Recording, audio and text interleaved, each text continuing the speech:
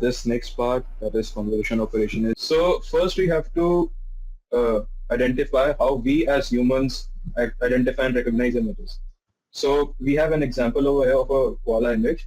So what we do in the beginning is we try to discern the most basic features that we can extract from the entire image. For example, the most basic features that we can discern from this image are the eyes, nose, ears, hands, and legs.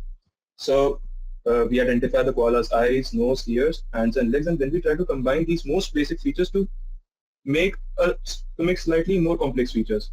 Like we have combined the eyes, nose, and ears features, which we have identified to the koalas, to make the koala's head. And then we will try to identify whether this head is that of a koala's head. And similarly, we're going to do the same operation on hands and legs, which we combine to make the koala's body. And then we combine these two slightly more complex features to make a more complex feature that is a koala's entire body. That is the entire image of koala.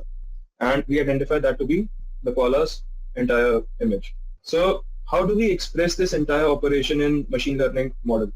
So this entire process of expressing this in an ML model is called a convolution operation. And we identify these features from the image using filters. So for example, in the first layer of your CNN architecture, you're going to use filters that extract and identify the most basic features. And in the second layer, you're going to employ the filters which combine and identify slightly more complex features, and so on. And what is a filter? A filter is a small matrix of numbers that slide over the input image. Its purpose is to detect specific patterns in the image, like edges, textures, or more complex features. And how a filter works. So the working of this filter is exactly what is a convolution operation. We place the filter over the part of an image.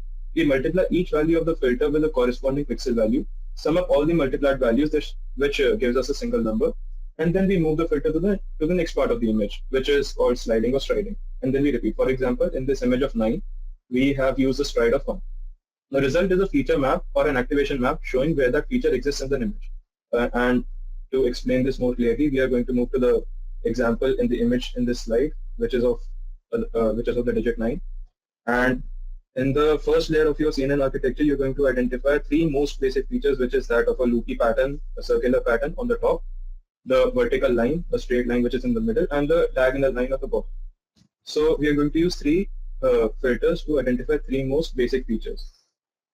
So the first filter is that of a loopy pattern which identifies a loopy pattern, and the second filter is that which identifies a straight line in the middle, and the third filter is that of a diagonal line filter. And now, in order to determine the loopy circle pattern in number 9, the following 3x3 filter is taken. Whenever a number 1 or close to 1, whenever we get a number 1 or a number which is close to 1, it indicates the presence of a loopy circle in the presence of input image. For example, here we have the matrix for image 9 and another matrix which is the filter for identification of a loopy pattern, and we slide this filter over the entirety of this image, and we get some values. And as you can see, some of these values are very small, some of them are close to 0, some of them are negative. But in the center top portion of your feature map, you get the value 1, which shows that there is some loopy pattern or some circular image or some circular feature in the top of the entire image. So ma'am, we are going to begin by putting the feature map, the filter on the top left corner of this entire image. We are going to multiply all the corresponding values, and then we are going to add those values. So we get some value. For example, that value is minus 0.11. So you get that value on the top left of the 0,0 index of the feature map.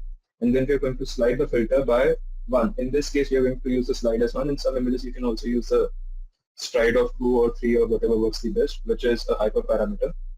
And so here we have some more examples on how we can identify the loopy circle part. For example, in the image 9, if we use the loopy pattern detector, we are going to see the image 1. We are going to see the digit 1 on the top part of the image, and similarly for 6, 8, and 96, we are going to get the number 1 for corresponding loopy pattern circles in the entire image. Next slide.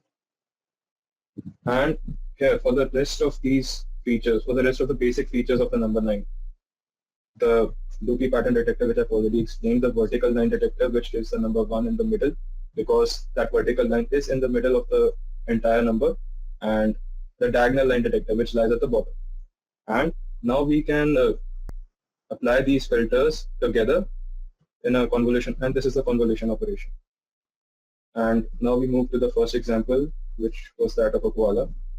And here we can see that we have identified the features, the basic features of eyes, nose, and ears, and we can combine those features. After we combine those features, we are going to apply the filter for the koala's head, which is a more complex filter map.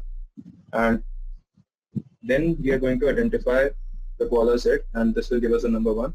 We have identified the koala's basic features, and we have then in the first convolution neural network layer, we have identified the most basic features. In the second layer, we have combined those most basic features to get slightly more complex features like the head and the body, and we have used more complex filter maps to identify the head and the body. And after that, we are going to use more complex filter map to identify the more complex features, which are a combination of the head and body, which is that of an entire koala's image. And then we are going to flatten. And as my classmate Sarthak said, that we cannot, that it is out of scope for an artificial neural network to